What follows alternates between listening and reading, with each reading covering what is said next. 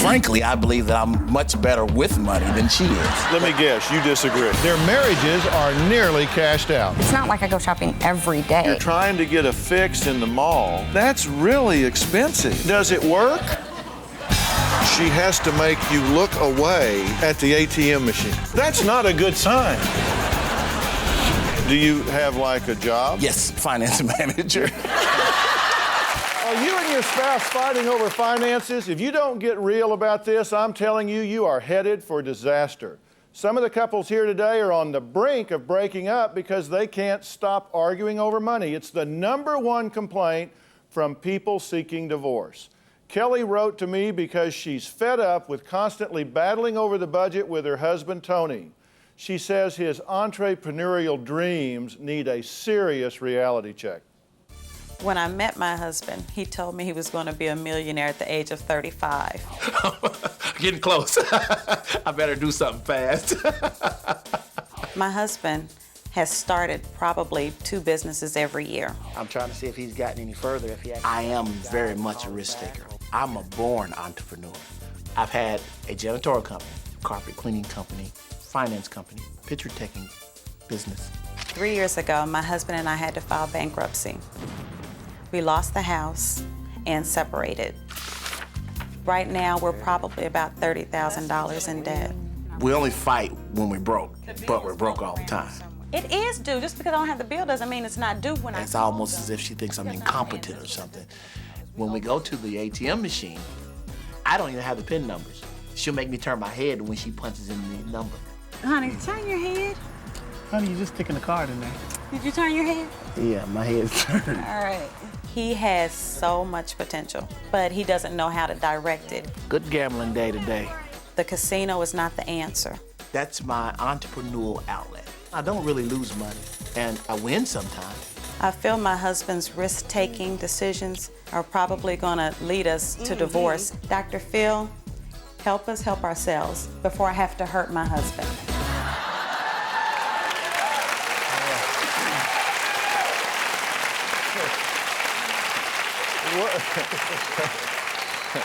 What are you clapping about? You're in a lot of trouble, buddy. Do I need to separate you two? You gonna put a whooping on him? All right, so what? 2 businesses a year? That's a little exaggerated. A little exaggerated? Not so.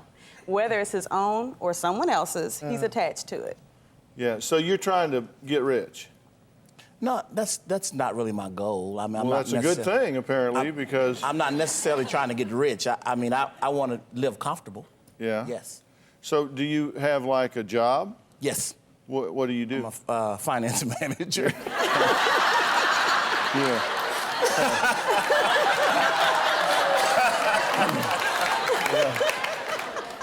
Yeah, I'd feel good about that. So, is the company you're working for, did you tell them you're going to be on here? Yeah. And they're watching this, yeah. Absolutely. Okay, so what's happening? I mean, if you're, you said you're a born entrepreneur. Absolutely. Okay, so then why aren't you making any money in these businesses you're doing? I believe that, being an entrepreneur, you need support. You got to have a support system. Oh, so it's her fault you're not? I'm not saying it's her fault. I'm just saying that she doesn't support me in it. Which sounds strangely to me like you're saying it's her fault. I'm not saying it's her fault. I'm just saying I need a little help. What do you say? What about supporting him? Well, I have a lot of times in the past, but So I guess... you jumped in there and said, I believe in you and I'm behind you. Not that gung-ho, but I did do it. But what happens is I work a full-time job as well, and we have 4 children. So to me, if I'm helping him work his business and doing my job and being a mother and a wife, that's a lot of strain on me. Yeah. So I feel like I'm doing 2 jobs and he's doing 1. And so do you make a good living where you are, doing what you're doing? Right now I do. Okay, but yet you're in financial trouble and financial strain all the time. Did I read that you said you like to pay half of the bills and use the other half for investment and all that sort of thing? It's similar to that. I like to pay. In other words, if there's a bill due, I feel like there's a bill due, and we don't have all of the means to pay that bill, and we have 4 bills that are due at the same time, I just believe in taking the money and divide it up. You know, pay everybody something. Don't just leave somebody out in the cold. She believes, you know, you pay one or two of them, and then we'll figure out how we're going to do the rest, and then we're stressed out about it. Not necessarily, not if you call Do the y'all other agree place. on anything? We You love say each yeah, other. you say no. He says yes, you say no. I mean, do you guys agree on anything We about? agree that we love each other. Yeah. Do you? Yes, Okay. absolutely. But yet you said this is a serious enough problem that something's got to happen, or you could become part of that statistic. Well, you know what, that is true. Because the American Bar Association says 89% of all people who present for divorce list the #1 problem being money. Y'all agree with that? Does that surprise you? No. Didn't surprise me a bit. Right. Okay, so do you recognize this is a problem? Absolutely. Okay, so are you avoiding reality by chasing these dreams? No. Or are these legitimate endeavors on your part? I believe that they're legitimate endeavors on my part. My dad worked 33 years for a company and died with literally nothing. I refuse to allow that to happen to me. I'm not going to leave my children nothing. Do you object to that? No, I think Or do you just think there's a different way to get there? Absolutely, and there has to be some sort of medium there, because what would tend to happen is that Tony would quit a job that would have some sort of steady income and pursue what he was doing, you know, full blown, you know, and that was it. Whereas our obligations require both of our incomes. Okay, but let me ask you, how do you feel about not being trusted by your wife to the point that she has to make you look away at the ATM machine?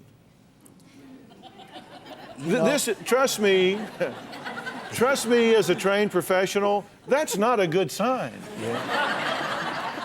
That's not a good sign. That really bothers me that she doesn't trust me. I mean, I don't think that, quite frankly, I believe that I'm much better with money than she is. Now, Really? Oh, absolutely. But Let me guess, you disagree. Absolutely. Just checking. Just checking. but at the I same think they time, have a good future, don't you? No, go ahead. But at the same time, I mean, I know that there is a trust issue there. But Okay, but financially, have you run the family finances we off filed an itch? bankruptcy because of me. Okay, and why? What happened? I started one of my businesses, and I was doing it full time. Yeah. Along the same line of work that I do now, still in finances, and business just wasn't doing well. It just wasn't making the kind of money that we needed to make, that I had projected it to make within that first year. Okay, so how many businesses have you tried and failed? About five. About 5 or 6. Would it be true? His own, yes, I would say that would be about true, but he's tried them several times off and on. Yeah, So okay, let's say 9, because I've I've done about. Let's say Has it ever occurred to you that you are math challenged? Okay? The reason why I say 9 because I've done about 4 janitorial businesses. Yeah. Same business, but just different names, 4 So different kinds. you haven't just failed once at janitorial business, you've failed 4 times at it. More than failing, I just quit. Yeah, so if you want to say fail, yes. So what do you want from him that you're not getting? The stability, and I want him to think about it the way I think about it. Yeah, okay. Yeah, I see your point. Now, you want him to be more stable. I want him to be more stable. If he wants to pursue a business, which I totally encourage. I do encourage that, but I think he needs to do that on his own time. Okay, if I could tell you, what do you mean his own time? Well, I mean, because he's going to have to work a regular job, whether it you be mean you during want the him to day or in the You evening. want him consistently to bring a paycheck Absolutely. home, contribute to the family finances, right. and then if he wants to go do something on the side, have at it. Right, and then that way he's working a full-time job, I'm working a full-time job, and if he wants me to help, then I'll help. I'll put in that extra 50% if he's going to put in the extra 50% to give it 100%. But she knows that in what I'm doing, in the job I do, I work 60, 70 hours a week. It's impossible Well, you need for to me find to do another something. job. Yeah. You know, for me to do something on my. But the point is, whether it's this job or another, you just want Right, I some don't care what- stability, and if he wants to build on that, that's fine. If I could tell you some key things that I think are causing you to have a result you don't want and keeping you from getting the result that you do want, would you hear them? Oh, absolutely. Listen to them? Yes. We'll see. We're talking to Tony and Kelly about their constant struggle over money. One of their battles is Tony doesn't like to pay their bills in full, right? Now, you said you like to divide it up among the four, but it seems like we never have enough money. This is because the way she budgets. So, but let me get this right. Even if you, oh man. I'm telling you, I take my paycheck every week and deposit it into her account. Yeah. So I don't have an ATM card. Okay. I don't have a checkbook. Okay? So who's budgeting the money? It's an excuse. It would be her. No, that's not true. Okay. Who's got the best credit between you? Okay. So she's budgeting the money, and she's doing better with it than you are? Do I think she is? No, I'm saying that, hey, this is math. It ain't magic. She's either getting her bills paid and you're not, or not. Well, yeah, Okay. absolutely. Do you know people who chase a dream all their lives and they just don't ever seem to get there? Do I know people that do Yeah, that? you know that's true. You Absolutely, have people yeah. that they got big dreams. Everybody's going to be the Right. next Bill Gates. They're going to open this. They're going to do that. Right. But they just never seem to get there. Right. And what I want you guys to understand, what I want everybody to understand, is you don't solve money problems with money.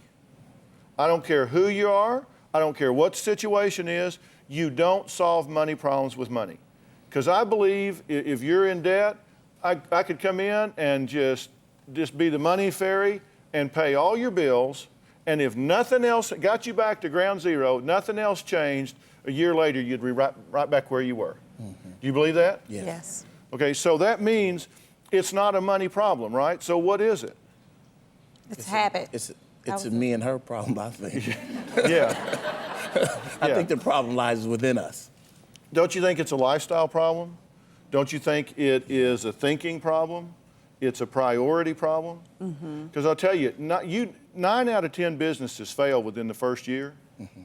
And then 8 out of the 10 that make it fail in the second year. Why do you suppose that is? The way they do their money. Well, yeah. I mean, it's because people underestimate everything that it takes to succeed in business. They do. They just underestimate. They underestimate how much commitment it takes, how much capital it takes, how much time it takes, how much resource it takes, what kind of lag time there is between starting a business and getting the money flowing back in. And so they don't make it because they don't get there. They got dreams, but they don't have a plan to make the dream work. I mean, isn't that why marriage fails? Everybody plans the wedding, but not the marriage. That's true. Failure is no accident. And my question to you is, other than saying it's because she doesn't support you, have you ever gone back and done a careful autopsy on a failed business or more than one failed businesses and figured out why it failed? Really, honest to God, no kidding, broke it down and figured out why it failed? No, Have you ever done that? not to that degree, no.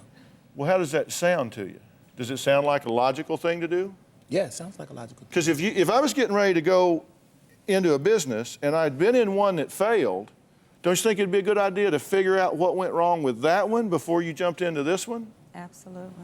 Why have you never sat down and figured out exactly why it, no kidding, failed? Not excuses, not blaming somebody else, but no kidding why it failed. At some point, I guess I kind of got discouraged, and I just said, well, you know, I know I got a good idea, but no sense in looking into it any further because nobody support me in it anyway. So, I mean, I guess I just went into that mode, you know, so I never... What mode would that be? Just not look at it. Just not to pay any attention to Okay, it, so you said, look, there's no point in learning from my mistakes here. basically. I'll just quit this because it's not fun anymore. It's not working. I'm not getting it to go like I want to. But then that pain wears off and you just jump in and try it again later. Isn't that the pattern? That was, yeah, that was the pattern. Yeah. All right, so, because what I'm telling you is you really can learn from your mistakes. I mean, think about it. If you were a pilot and you said, okay, Phil, I want you to get in and go for a flight with me. I say, okay, how'd the last one turn out? Well, I crashed. And I said, really, why? And you said, I don't know. I don't know. It's just, we were just flying along, and then next thing we knew, just boom. There we went. I'd be saying, could we talk this through a little bit before we go in? I mean, wouldn't you want to know? Yeah, absolutely. I mean, if you ran it off in the ditch every time, wouldn't you want to know before you took off again? For yourself. Because if what you want to do is if you want to get excited about starting it and you love that high, but you don't really ever want to do what it takes to get to the finish line, then you're just going to just keep being an almost wannabe, also ran, never got there. And that's not okay. What you got to do is sit down and say, all right, I'm going to do an autopsy on this bit. I'm going to find out why it failed. What did I underestimate? What was I not realistic about? What did I not consider? Maybe it's just because I didn't have the staying power, because I didn't have enough to contribute to the family finance, and the pressure got too high that I had to quit this before I was ready to. That would be the case. That would be the case, wouldn't it? Then what you might do is say, okay, then I need to figure out a way to continue to contribute to the family stability and do this at the same time. I don't know what the answer is, but I'm telling you, if you can't answer that question, you're in a lot of trouble. Knowledge is power, my friend, and if you figure out what that knowledge is, then all of this passion you have, all this energy you have just might well get you to the finish line. Because don't you guys agree he's got personality, he's interesting, he's got a passion for what he's doing? You're bright-eyed and bushy-tailed. I mean, you really are. Isn't that what it takes to make it in business? I mean, you got to have some excitement, some personality about it.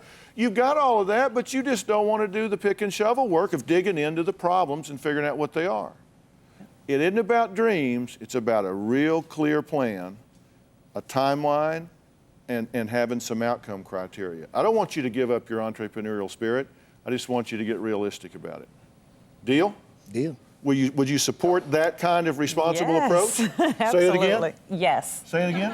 Absolutely. Thank you. All right, thanks, Tony and Kelly. Up next, the husband who pays his wife $50 a week if she does her chores right.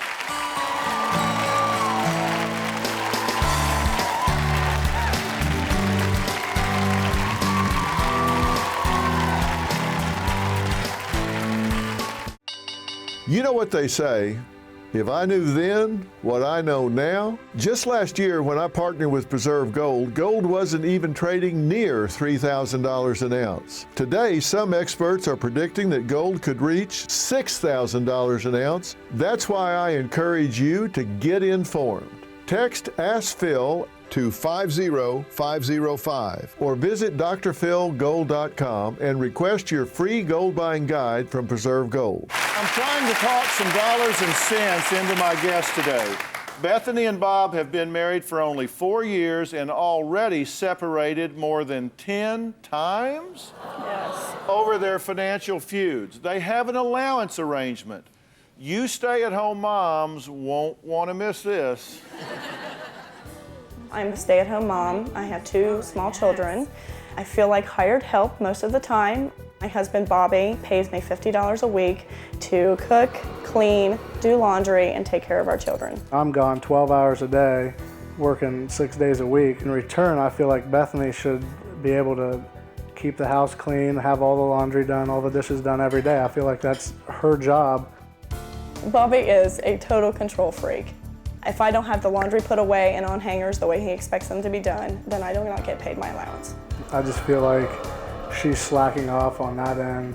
I really can't see giving it to her if she can't do the little things that I ask her to do. Right now I feel like I'm living under a dictatorship rather than a partnership. I have no idea what's in our checking or our savings accounts. Bobby handles all our finances and all our bills, and I have no money of my own. We usually get in an argument about it. There's been many, many ups and downs. We've actually separated on several occasions. We need to get our relationship where we want to stay together because of each other, not because of the kids. I cannot go on much longer like this. Dr. Phil, please save our marriage. We are really running out of time. Okay. You're in a lot of trouble, buddy. Somebody needs to put a muzzle on my wife out there. She's like clawing at the chair. It was him, it wasn't me. I just read this stuff, I don't write it. Huh? Now, you gotta know this is not okay. I know, it's not okay. The reason why... What are you doing it for? We made this arrangement because we're building a new house and I had to come up with an extreme amount of money to put down. I can't do it with blowing a bunch of money every week or, letting her go on shopping sprees or anything like that. So, giving her money to live and do the things she needs to do, take care of herself, would that be the definition of blowing money? No, I always provide everything that we need as far as, food, groceries, clothing, all that. The $50 a week is to take the kids to McDonald's or go to the zoo or Wyandotte Lake or wherever we want to go. They want to go while I'm gone all day. Yeah. Okay. It usually ends up more than 50. Yeah. A lot. This isn't getting any better. Okay, now really, you seem like a nice guy. I am. Love what you're doing with your hair. Mm-hmm. All right. I love that.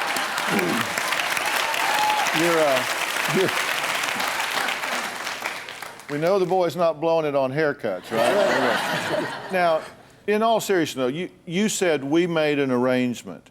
Is that true? Did you agree to this?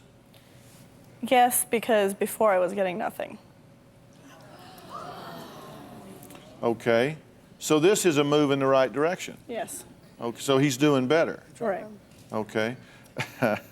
How do you feel about this arrangement, seriously? How do you feel about him saying, I'm going to give you $50 a week allowance? And I know he pays, you pay for the house payment and all that kind of stuff. I just think for the lifestyle that we want and the way that we want to live, that it's very unfair. Didn't I hear you say that you get the $50 a week if you do it the way he wants it done? Absolutely.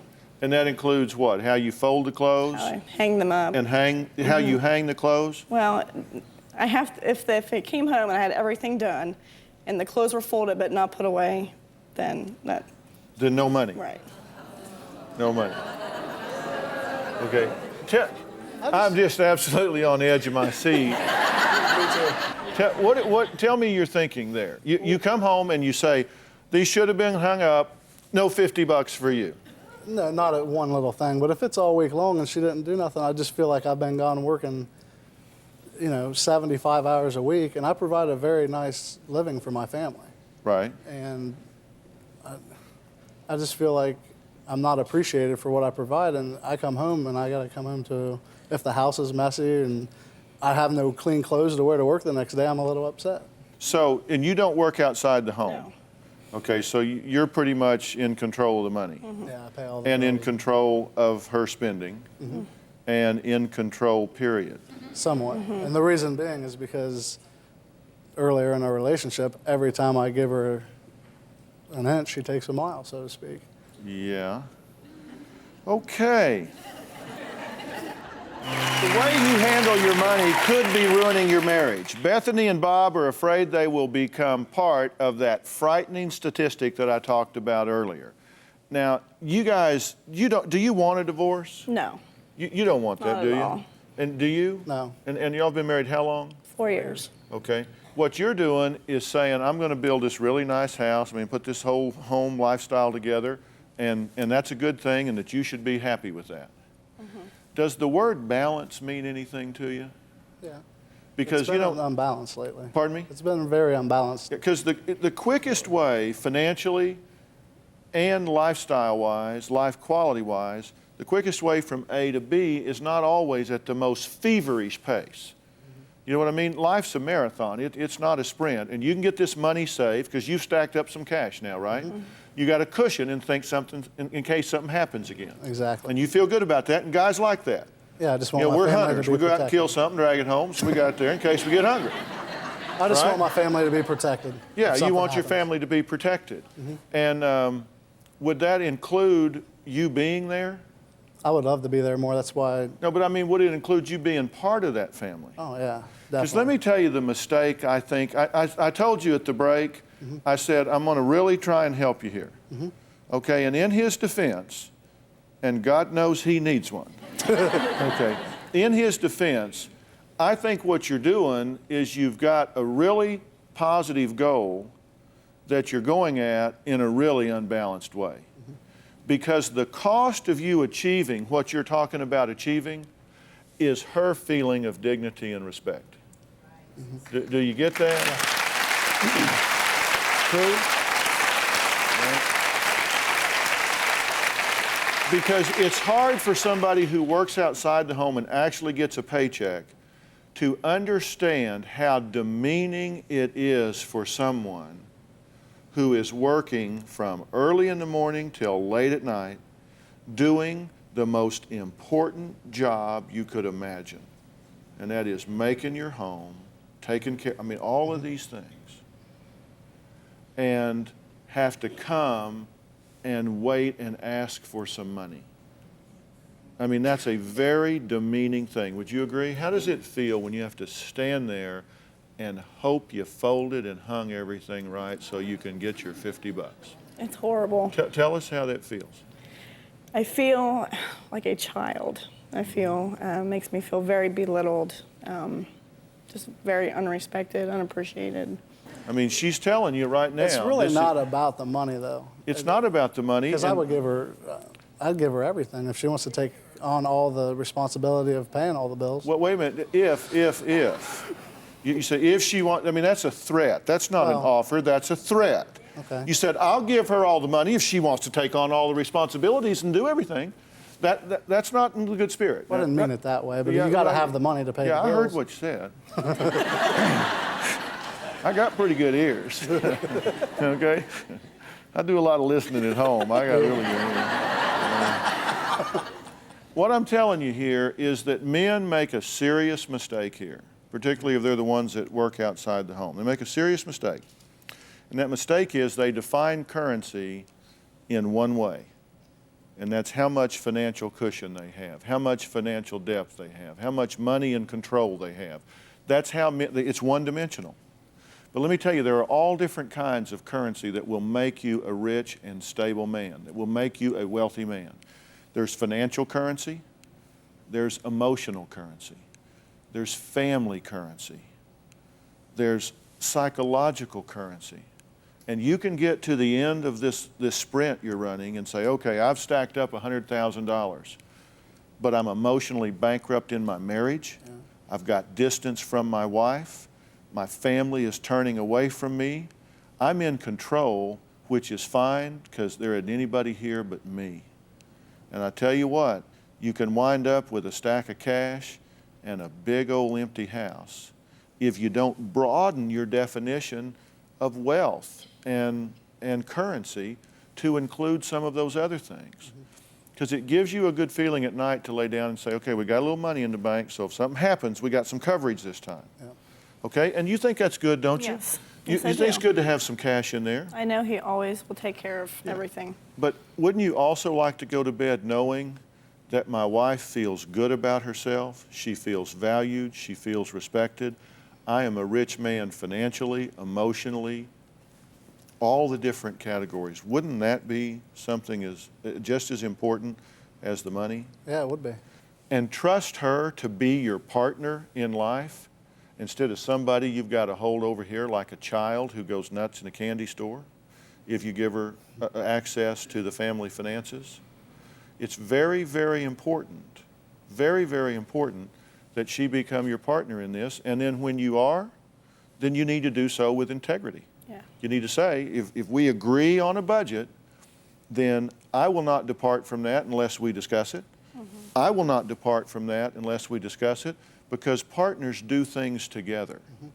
And if you'll broaden your definition of currency, I think you'll be amazed at how much you could heal this situation. Do you think so? I agree. Are you willing to consider that? Yes. Money, money, money. It's the #1 reason couples argue, and Jamie and Darcy are no exception. Darcy earns enough money for his family to live very comfortably, but he says his wife, Jamie, is a shopaholic whose spending is driving them to the poorhouse. I love to shop. My license plate says, warning, I have a black belt in shopping. When I enter a mall, I am a woman on a mission. Jamie has a problem with spending and spending and spending and not knowing when to stop. She's had 9 cars in 11 years of marriage, and I have had 1 car. When I feel depressed, an instant way to make me feel happy is to go shopping. She bought a $1,200 dog that I knew nothing about. My other large purchase was a diamond ring. I hid it from him, $2,000 for this thing I didn't need. She finally, broke down one night and confessed, yes, I've got this big debt. To help hide the credit card debt, I had our bill sent to a post office box in my name. Right now, just with Jamie's spending, I would estimate about $30,000 in debt. I've got 4 different jobs to make ends meet. Jamie is never satisfied with anything. Not as a mom, not as a wife, not as spending, nowhere, nothing, no how. Never feels complete, never. How do you feel watching that? Oh, it sounds horrible. Sounds Yeah. horrible. I know. What do you mean it sounds horrible? He says he's got 4 jobs, but he doesn't work them all at once. I mean, he How dare you mislead us in that way? it sounds worse than it is. Okay, but I mean, really, when you hear that, does that sound reasonable and rational to you? No. I know I have a problem. Okay, well, what is the problem? I'm never happy. Okay, but do you understand that what you're doing is you're going out and trying to get a high, you're trying to get a fix in the mall, and that's really expensive. Yeah. I mean, and does it work? Temporarily. Temporarily. Right. Okay, like how long? Day. So, it's not like I go shopping every day, but I do like it. All right, does she shop way too much? Oh, absolutely. Yeah. And it's almost every day. Okay, so what are you doing about that? I mean, what's your input to this? I have, where to begin? There's pretty much nothing I haven't tried. We've tried talking about it, we tried going to marriage counseling about it. When we do that, I guess that was the biggest thing that we tried, but they give us answers to the symptoms, but we don't know what the problem is. We don't know what the root of the problem is. What's the answer to the symptom? Cut up your credit cards and don't go We've to the mall? done that. We've done that. Is that what they tell you? Yeah. Yeah. Well, that ain't got a damn thing to do with No. your problem here. Well, we've been out of debt once. You were mentioning earlier about, money's not the answer. We got in debt the first time when she confessed everything. Her dad loaned us the money, and paid all of that debt off. We started at 0 debt, so to speak, just paying him with no interest or anything. And 2 years later, we had doubled it, and we were in debt again. Yeah, because all he did was just free Mask up the some symptom. interest income, so interest Absolutely. money, so you go buy some more stuff, right? Right. Okay, and you're actually using a credit counselor right now, right? Yes. Okay. You know what my biggest concern with this is? The biggest concern I have with this is the deception that's involved. You said, I have another post office box that I had another post office box that I have him send bills to so he doesn't see them. I lied about whether a diamond necklace was real or not so I wouldn't have to be accountable for it. And, okay. All right, and you bought a $1,200 dog? Okay, but now let me understand. Then when she bought the $1,200 dog, your reaction, instead of taking the dog back, was to go buy another dog No. to breed with it? Yeah, okay. So you could sell the puppies to There make you it... go. Okay, hang on. Let me put it in perspective. She brings the dog home. I don't know anything about the dog. She gets the kids attached to the dog. I come in, where'd we get the dog? The 50 questions, I bought the dog, this is what... And then she didn't tell me how much she really paid for it. I found that out a little later. She told me she paid like a few hundred or something. Then the real bill came, and I happened to see the bill. Bad idea, because now I knew how much the dog cost. So I said, well, we need to breed her, so we got a dog much less expensive. We make 2 or 3 litters, sell the puppies because they're all registered, and then we recoup the investment. We have 2 wonderful dogs, and then we're done with that issue.